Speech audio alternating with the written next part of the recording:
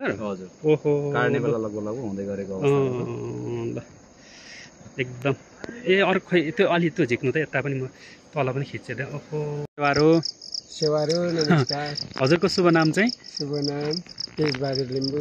तेजबहादुर लिम्बू। घर चाहिँ कहाँ पर्यो? घर मेरो खोला गाउँ। खोला गाउँ यहाँ तरिका छ। बहिनी यता हेर्नु न हौ केही फरक पर्दैन। ल बहिनीको शुभ नाम चाहिँ? एलिसा राई। एलिजा। ल कतिमा पढ्नुहुन्छ? यहीँ त्यो कमिलाकै बाटो आउँदैछ। अब के गर्नु र, अघि जुन बाटो गयो त्यही बाटो आउँदैछ। कमिलाले शिकार गर्न खोजिरहेका छन्।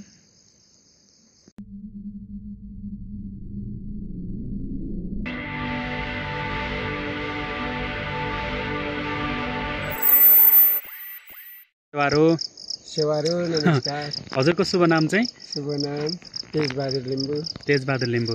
घर चाहिँ कहाँ पर्यो? घर मेरो खोला गाउँ। खोला गाउँ यहाँ तल।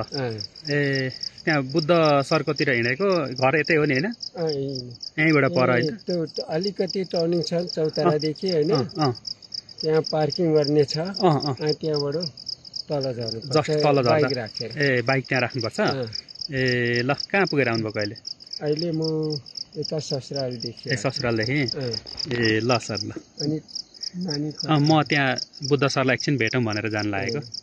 ल ठ्याक्कै म चाहिँ अहिले बुद्ध सरको गाउँतिर आइपुगेको छु। पानी थाप्ने नयाँ तरिका छ। बहिनी यता हेर्नु न हौ केही फरक पर्दैन।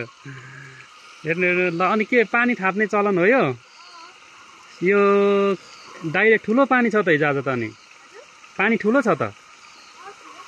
पानी पलाएको हो? ए हाम्रो गाउँलाई के भन्छ? राणा टोल, राणा गाउँ टोल भन्छ। अनि अलिक ठुलो गाउँको नाम चाहिँ वारेफुङ। वारेफुङ भने चाहिँ कता हो? यता माथितिर? ए ल बहिनीको शुभ नाम चाहिँ? एलिसा राई। एलिजा। ल कतिमा पढ्नुहुन्छ?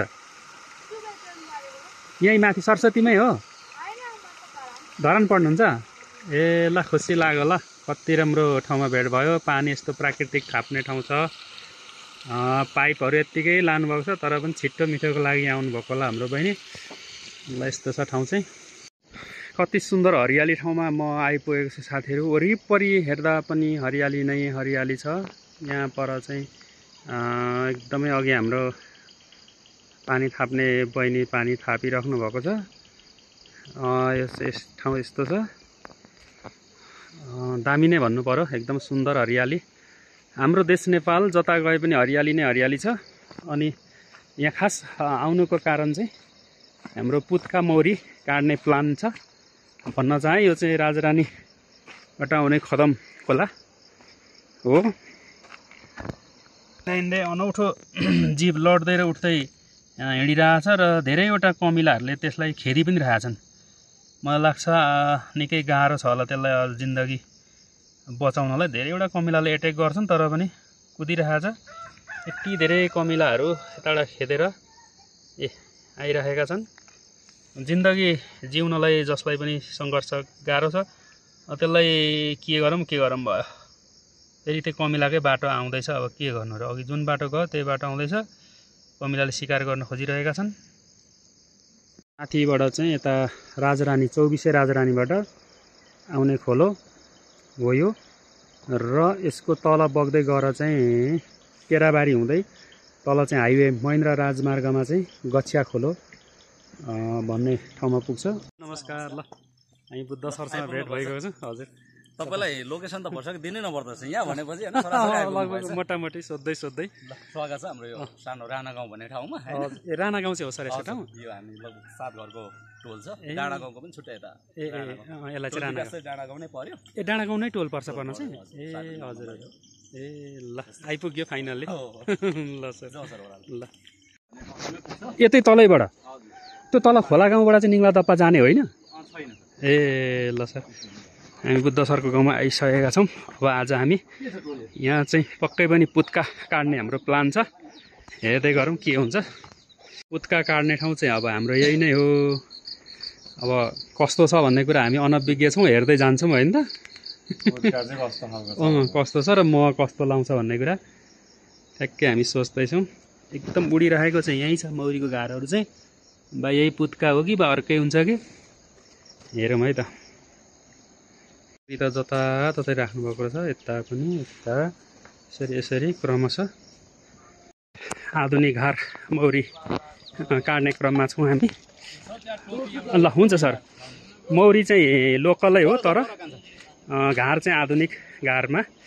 सर अनि सुरु गरिसक्नुभयो है? यसलाई हेर्ने क्रममा जाँच्दै हुनुहुन्छ? मौरीले यसो माया गरिपाल्छ कि कहिलेकाहीँ लभ आई लभ यु भनौँ भने त फेरि आँखा सुन्ने पुग्नुपर्छ तल। अहिले म पनि फुल सेफ्टीका साथ अगाडि बढेको छु साथीहरू। हबिबुल्लाह अल्लाहुल्लाह सल्लाम अलैकुम हल्ला भन्नेहरूले लाउने टोपी जस्तो छ यो, देख्दै हुन्छ। यहाँ माथि चाहिँ पुत्का काट्दै हुनुहुन्छ भने यहाँ हामी फेरि मौरी काट्दैछौँ। आज चाहिँ बब्बालै भइरहेछ साथीहरू काट्ने क्रममा चाहिँ। हजुर ओहो काट्ने बेला लगभग हुँदै गरेको ल एकदम। ए अर्को खै त्यो अलि त्यो झिक्नु त यता पनि म तल पनि खिच्छ त्यहाँ। ओहो पुरा मह नै मह रहेछ नि त सर। हजुर बर्खा लाग्नु लाग्यो, यसलाई एक चरण चाहिँ काटेर त्यहाँदेखि छोडिदिनु पर्छ बर्खा। अनि उनीहरूलाई आफ्नो स्टक राख्ने गरी।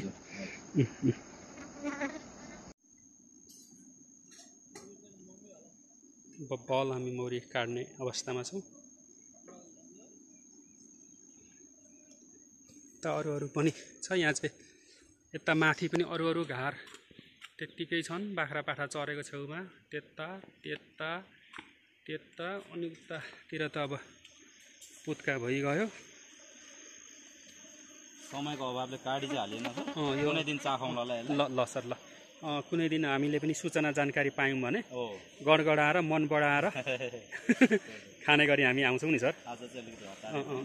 ल बेबी, मौरीले फेरि टोक्छ ल, रिसाउँदैछ मौरी, जानुपर्छ। सरले अब बन्द गर्दै हुनुहुन्छ, म चाहिँ मौरी रिसाएकोले गर्दा अलिक पर सरेँ।